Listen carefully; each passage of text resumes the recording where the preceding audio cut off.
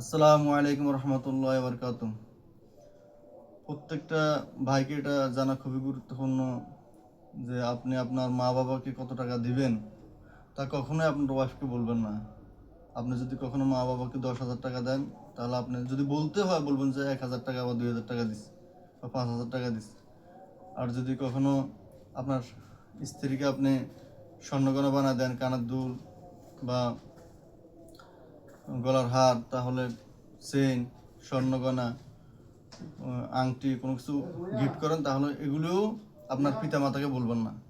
কেননা আপনি যেহেতু ছেলে মানুষ, একজন ছেলে মানুষ, সে একজন বাবা, সে একজন গার্ডিয়ান, তাকে অনেক কৌশলে হেকমতে এই দুনিয়াতে চলতে হবে। কেননা আল্লাহ তাআলা বলছে মা বাবার খেদমত করতে হবে। আবার আমাদের রাসূল সাল্লাল্লাহু আলাইহি সাল্লাম বলেছেন হাদিসের মধ্যে যে আত্মীয় স্বজনের হক আদায় করতে হবে। আত্মীয় স্বজনের হক আদায় না করলে সে জান্নাতে যেতে পারবে না। এবং যারা আত্মীয় স্বজনের হক আদায় করে, হাদিসের মধ্যে আছে আল্লাহ তাআলা তার নেক হায়াত বাড়ায় দেন, বিপদ আপদ দূর করে দেন, বালা মুসিবত দূর করে দেন।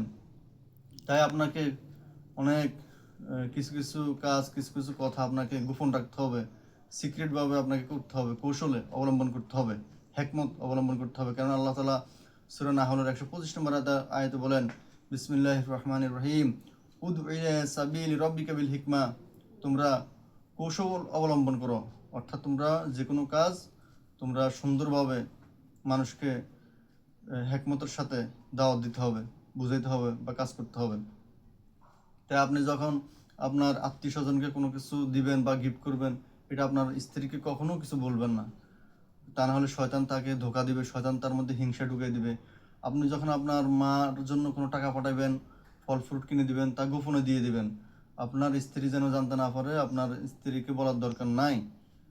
তারপর আপনার স্ত্রীকেও যখন আপনি কোনো কিছু দিবেন, স্ত্রীকেও দেওয়াটা আপনার জন্য ফরজ। কিন্তু মা বাবার দোয়ারও প্রয়োজন আছে। সেজন্য মা বাপ না হলে আপনি আসতে পারতেন না। মা বাপের ঋণ কখনো শোধ হবে না, মায়ের দুধের ঋণ কখনো শোধ হবে না। কেননা মা আমাদেরকে 10 মাস 10 দিন গর্ভে ধারণ করছেন, অনেক কষ্ট করছেন।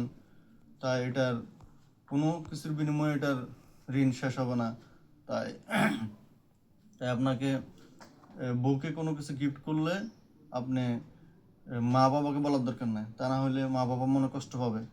আপনার বউকে গোপনে দিবেন, কেননা উপহার দেওয়া এটা আপনার দায়িত্ব, কর্তব্য, এটা ফরজ। বউয়ের ভরণ পোষণ দেওয়াটাও কিন্তু ফরজ। এটা কোনো সাধারণ ব্যাপার না, নফল বা সুন্নত না।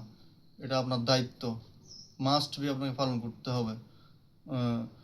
তা না হলে আপনার বউ তো খারাপ হয়ে যাবে, টাকার জন্য খারাপ কাজ করবে।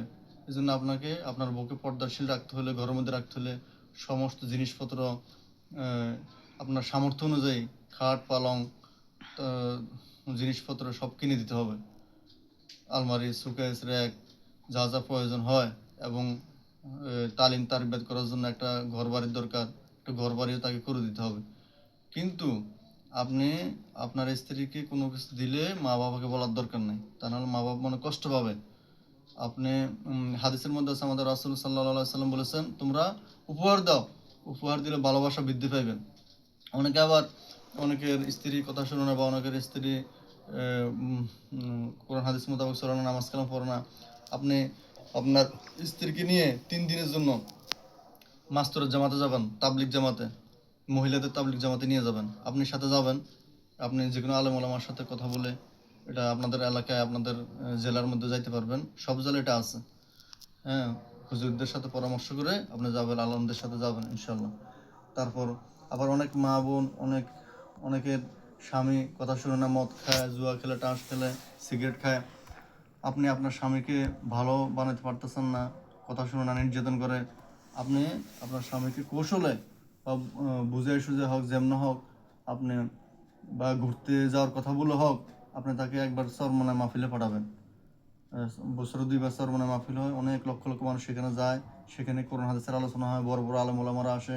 সারা বাংলাদেশ থেকে বড় বড় আলেম ওলামারা যায়, বয়ান করে কোরআন হাদিসের। সেখানে অনেক মানুষ কোরআন হাদিস শুনতে শুনতে, কবরের বয়ান, জাহান্নামের বয়ান শুনতে শুনতে আল্লাহ তাআলা তাদেরকে হেদায়েত দান করে। তাই আপনি আপনার স্বামীকে তাবলিগ জামাতে পাঠাবেন, তাহলে আপনার স্বামী ইনশাল্লাহ ভালো হয়ে যাবে, আল্লাহর রাস্তায় আসবে, পরনারীর দিকে তাকাবে না, পরকীয়া প্রেম করবে না, খারাপ কাজ করবে না, মদ জুয়া খেলবে না, টাকা পয়সা নষ্ট করবে না।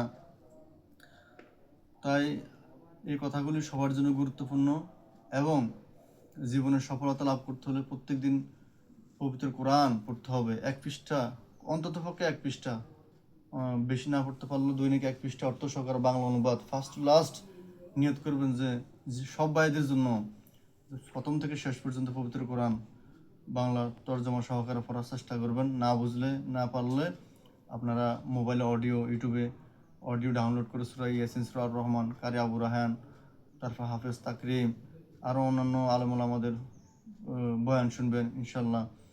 তাহলে আপনাদের হেদায়েতের পথে আসতে পারবেন। দুনিয়াতেও সফল, আখিরাতেও সফল হবেন ইনশাল্লাহ। আসসালামু আলাইকুম রহমতুল্লাহ বরকাতুহ।